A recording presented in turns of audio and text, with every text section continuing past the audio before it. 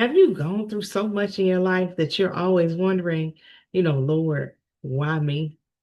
Have you ever just sat there and thought about all the things that you've been through and it just doesn't make sense as to why, all these things keep coming your way? I mean, you look at your friends, they've got nice houses, they have nice cars, they have money in the bank, they have children, they have beautiful families, they have everything that their heart desires. So you think. What happens when you realize that you're being taken through all the different things that you're taken through just to realize your purpose? Did you realize that trauma actually triggers purpose? Ask me how I know. Well, look at embracing the fight. I created it to help normalize the conversation surrounding physical and mental health issues and concerns. Now, why would I do that if there wasn't an issue, if there wasn't some form, of trauma in my life that, I thought was important to share with other people so they could start sharing their stories? But before we get into this episode of how trauma triggers purpose, let's talk about embracing the fight. Have you subscribed? Have you taken a moment out to watch, click like, click share any of the episodes that you've seen? I'm up to 140. And I would love for you to take a moment, even if you just watch a little piece now, a little piece later. I would love for you to take the time to actually watch the episodes and share with people that you believe it could definitely make a difference. Now, I'm on Facebook, Instagram, TikTok, Blue Sky, and X. Now, the only difference is on Instagram, it is embracing the fight underscore. That is the name, of my page on Instagram. Everywhere else, it's embracing the fight. And there's something else that I need to share, up front. I'm also the owner of Diversity Designed LLC. And if you are interested in starting a brand new business or becoming an entrepreneur, following your dreams, or taking that trauma that you're dealing with and you want to turn it into purpose, sign up for a free 15-minute transformation call with me. And we'll go from there because I'm sure that whatever you're dealing with, someone else is dealing with it too. But you have the toolkit, you have the gift, you have whatever it is that it takes to help these people to get through those things. So let me help you build your business. Let me help you get there. So check out in the show notes. There will be a Calendly link where you sign up for a 15-minute free transformation call. All right. Now that I've gotten the business of everything out of the way, let's talk about this episode 140, how trauma triggers purpose. All right, so let's back up. Let's look at sweet little old 16-year-old me. I can recall when I was 16 years old how, I was a staunch, Bible thumper reader. I wanted to go to church every second I could get there. I wanted to understand. I wanted to read. I wanted to know God, everything about him. And I said out of my mouth that God had been so good to me that I had not seen any trauma, no issues, no nothing. And I knew that God was good because of all the things that had not happened to me. Like I had seen, people doing things that were, against the societal norms and how badly they were treated, because of it. And I was like, oh, in my little head, I was thinking it was because of a decision, that they made. It may have been, may not have been. It may have just been the trauma that triggered their purpose. So after my little 16-year-old self was just excited and on fire, for the Lord, I started living. And once I got to college, I really saw, what life was like. And it was like, dang, people go through this kind of stuff. And I'm still, saying to my little self, I hadn't been through anything. And God's, He's just so good to me. And I don't have to worry about all these things. And then, bam, I get into my 20s. Well, in my 20s, I'm looking around, I'm working, making good money. I'm traveling, I'm eating in the best places, doing all the things that I want to do. I'm enjoying life. And I started wondering, I said, I've been living for you, Lord. Where is my mate? Where's the person that I'm supposed to spend the rest of my life with? Because here you've given me an example. You've allowed me to see my parents, be together for many, many years. And, hey, I've seen the blueprint. Why am I not, seeing the benefit of actually living with the blueprint? So I said, you know what? It's not my time, not my time. And at that time, I was in my 20s, and then I married 15 years later. But then when I married, I didn't take into account, all of what I had seen. I was just, happy to be getting married to someone who appeared, to love me. And everything that I had learned watching my parents, I tried to implement that in my marriage. Like I tried to compromise. I made sure I cooked, cleaned, made sure that, I was helping pay bills, even though, my mom, she didn't pay bills. They had an understanding basically where, my dad would work and she would take care of home and it worked out well. But that was not the case, with my marriage. I honestly was paying 100% of the bills because there was an issue, that he had concerning his finances, but I will not, say exactly what that was, but he had a major issue. And I was like, well, I've been paying all the bills before you got here. Now that you've, moved in, I guess I can just keep, paying them because, you're a wonderful man. You got all this good stuff going for you. Mm-mm. I was putting blinders on because I didn't see what God really had for me. Because, I had met, other people, I had dated other people, I had gotten to know, some really good, some really interesting people. But for some reason, when I met those people, that certain part of time was not right for me in my life. So I chose, to just keep, getting to know people. And as I look back, it's like, I could have gotten married, much, much, much earlier, but I wanted to pursue a career. I wanted to do, some other things. I wanted to see the world. I didn't want to just, get married and have kids and just be trapped in that, right away. It was like, I want to explore. I want to see all this different stuff. And once I did get married, I said in my head, I'm settled. This is where I want to live. This is what I want to do. Everything is great. Mm-mm. That was the worst decision that I could have made, in my entire adult life because I didn't look at everything the way that I should have. But now that I have had that trauma, so many women have come to me and said, hey, I am thinking about, divorce. I am thinking about, all these different, things that are going on. And after I talked to them, some of them decide, hey, you know what?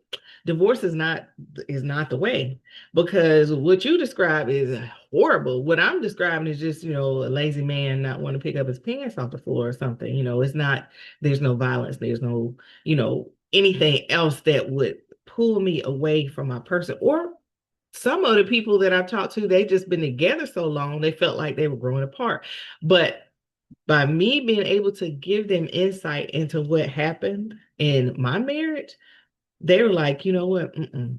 No, no, we don't even know how you stood that for as long as you did or why you stood for it as long as you did. But then they started to understand once I explained to them what I saw, with my parents, there was a lot of compromise. Now they didn't have a foolishness, that I had to deal with at all. Because I know my mama wouldn't have that mess, and neither was my dad. My dad's just not that kind of person. But whatever.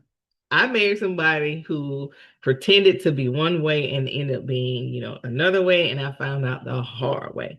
But either way, I'm able to tell my story to help others, you know, when it comes to those type of issues, in their marriage. And I speak openly and I speak freely with them to let them know, what sometimes the answer is divorce, but then a lot of times, a lot of women I've talked to, it's not. It's more of communication and it's more of bringing in a third party, to listen to both sides, whether it's a like counselor or a neutral, party, someone who doesn't know either one of you. So then there's that, right? So then, I'm here I am. At that time, I was like 40, when I divorced. And it was like, now what do I do now? Because like, okay, I want to have kids and all that, and that just hadn't happened or whatever. But it's like God has started sending me people that had kids, at 45 and 50 and 52. And it's just like, man, who wants to be 50 having a baby. And I said, you know what? Every time I open my mouth and I say something, I ask a question about something, God doesn't give me the answer right then. He gives me the answer at the time that a certain thing should or would happen. Like, for instance, when I was young, I used to see women, in the church, and I used to be like, I wonder why that lady is not married. And here I am, the age of that, particular lady now, and I know why. It's like there's no question as to why. It's like I have taken my time. I have, been through some things, and the people that I'm meeting, it's like I don't, I, I just don't know because they're either married and saying they're going through a divorce, or they're going through a divorce and they're taking forever to get through divorce, or they out here swinging and bringing people into their relationships. And I don't want any part of any one of those. So it's like, I just have to wait on God. And that is what my trauma taught me when it came to relationships, just to wait on God. Sure, I prayed. Yeah, I asked him about, my mate or whatever, but did I sit and wait afterwards? No, I didn't. I'll just be honest. I didn't. Because if I had waited a couple of months, I would have seen what I saw after I got married. So that's all I can say about that one. And then the next thing is when I was in my 20s, another thing that I dealt with, I was like, how in the world does this happen to me? 1% of the population get this rare form of cancer called a dermatofibrosarcoma protuberans, and it was on my left foot. And y'all know I used to love to run. I mean, I was an athlete through and through. And I still play tennis now, but it's quite different from what it was when I was 20 something. I tell you that. But either way, during that time, they told me there was a possibility that I could lose my foot. And I was like, my foot, I like to walk and jump. I know you can live without, limbs. I know that you can live without a lot of stuff, but I didn't want to. And the more I prayed, the more I talked to God, I got into, Lord, I know you can heal me. And he did. And I still have both feet. But me having cancer in my 20s is a different discussion that you can have with people about their health in general. Because, people automatically thought that once you're, 40 or 50, that's when everything starts falling apart. And you don't have to worry about that kind of stuff when you're in 20s. Oh no, people are dying of cancer, in their 20s. Some even younger than that. So I was using my life as a mouthpiece to tell people, hey, I had a strange lump on my foot that would come up and it would go away. And I didn't know what it was. And the only reason I got it cut off is because I thought it was ugly and it didn't look cute with my shoes on. So when I got it cut off, they ran the pathology on it and found out, oh, baby, this is cancer. This is not just scar tissue. This is not just a lump. So now when I talk to people about, their health checks and things of that nature, I tell them, hey, you really need to get to know your body. Because if you don't know your body, how do you know when something is going wrong? Like if you notice you have a mole or a dark spot on your arm or your chest that wasn't normally there, then you can say something about it sooner rather than later. Or, I even had friends that tell me that their husbands found the issues before they did because the husbands were so in tune with their body. So that's something else, that I'm able to share and I'm able to speak to because of the trauma that I have experienced in my life. So then the next thing is my second time, with cancer, when I had thyroid cancer. And glory be to God, the last PET scan that was done, they didn't see anything. So they just said, we'll just keep monitoring, going forward because you just never know. And I was like, oh, no, no, no, no, I am healed. But from that, I have been able to encourage so many people who are suffering from cancer, with cancer, that's saying, you know what, I thought I was going to die. I thought, this was going to happen or that was going to happen. And you've encouraged me and we've prayed. But then there are those people that did overcome on the other side. But they overcame with peace because they knew that God was waiting for them because of the life and what they chose. They chose God. And when you talk to people, about that, and they have the opportunity to tell you how they truly feel, knowing that they won't be here much longer, that's a totally different, conversation. Like when you ask a mother, hey, they told you got 3 months to live and you got three little children. What do you want your kids to know? That those words are pure and unadulterated because this may be the last thing or the last time that those kids get to hear what their mom was thinking when she knew she wasn't going to be there for their graduation, or she knew that she was going to be there when they got married, or she knew that that was just the end of the line for her. That everything that she had tried to instill in them, she was hoping that she could see those things, in her children, and that her children could hear her voice. That's what embracing the fight is about as well. Because I know none of us are going to live forever, but just imagine if somebody could go back and hear words of encouragement and the love that they had for you, just recorded in a segment of time. You know how much that would mean. And then another thing that, like I've gone through, my job was eliminated, but God had to eliminate it because I wasn't going to walk away. Even though I was working, ridiculous hours. And my mom was like, some mornings I tell her, oh, I had to be in at 3, or I had to be in at midnight, or I had to be in at 2. And then she would call me later on in the day and I'd still be there. And she's like, why are you still there? You've worked, the hours that you need to work. And I was like, well, I'm working on some things and I'm still trying to get some stuff together. Because at one point I had 2 crews and I wasn't being paid for the second crew. And it was like, well, what do you do? And then when you complain, after you complain, it seems like the whole world just caves in on you. And the folks that already didn't care for you because, you were really intelligent and kind and all this, they really want you out because they saw you as a cancer, which is really weird. But either way, that job was no more. And then it said, okay, well, what do I do? So I spent months, going to classes, reading, studying, trying to figure out what I want to do. And then, I was dealing with the cancer and it was like, oh, money is just going down, down, down, down, down. Everything is going away. And I was praying and I was like, you know what, Lord, you got me stripped to the studs. We got to start building up. We got to work on this foundation. We got to, we got to start over. We got to come up. But God was like, you've been through all these different things pertaining to your health and pertaining to your mental, capacity. Why wouldn't you create something that helps others to get out? Some others to say, you know what, my trauma triggered my purpose. So I had my business, it's Diversity Design LLC.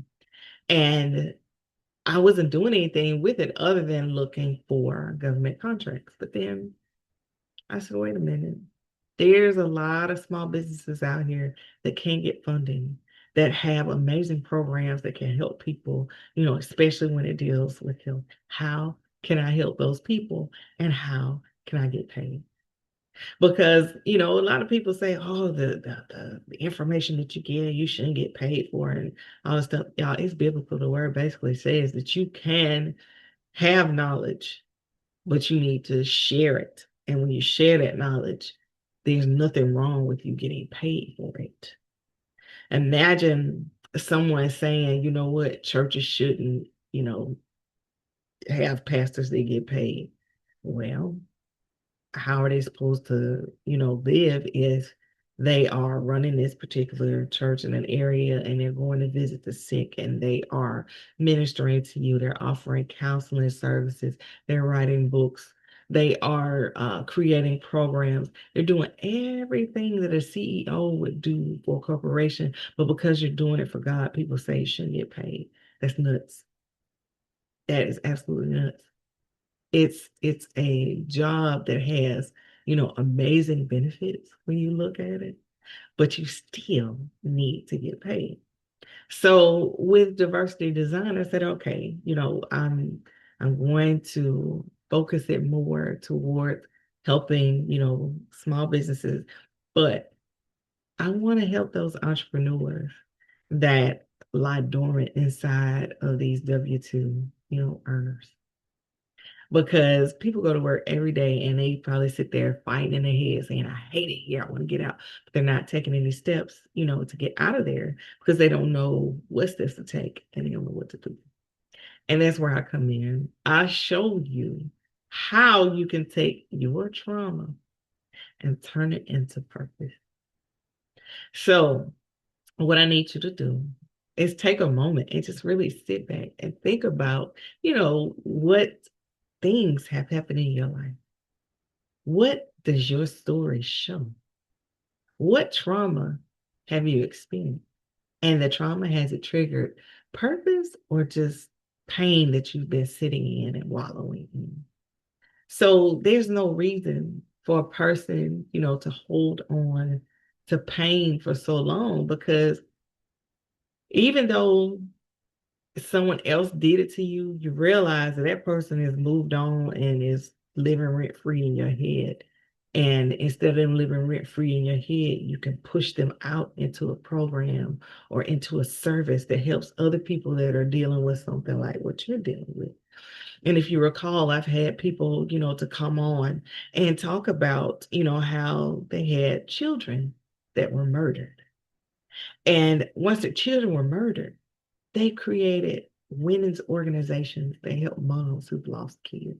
Now, that's not something that, I say lightly or take lightly, because I can't imagine what it's like, to lose a child.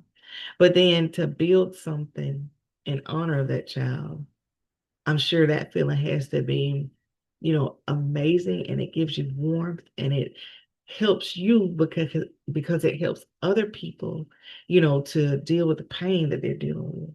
Or there's people out there that are widowers. And once they lose the person that they've been with, 5, 10, 15, 20 years, it's like, how do I move on? Because I listen to people that are empty nesters that talk about their kids moving away and how the dynamic changes. Imagine if your kids move away and then your partner passes away. How do you deal with that? Some people die from grief because they never figure out how to do that. But if you've been through that and you figured out a way to get through it, you can bring others along. And that can also help heal you too, because the work that you've done has helped someone else.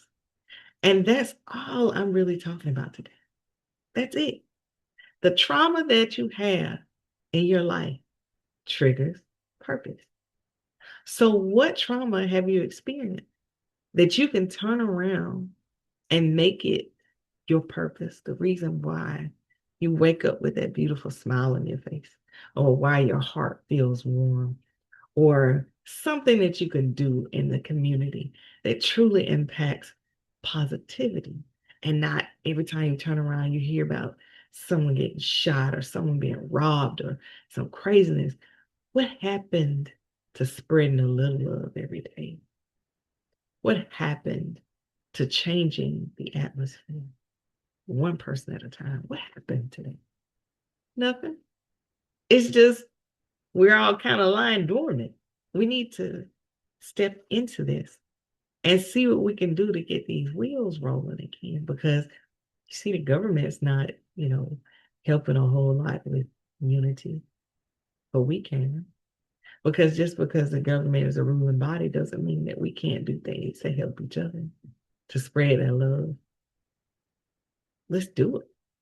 So, as I was saying earlier, if you'd like to talk with me about, transforming your life, transforming your business, I have a link that's in the show notes where you can set up a 15-minute consultation. And if you just want to, just want to talk and just want to get some things out, hey, we can come up with something that can help you to live through whatever your trauma is to get to your purpose.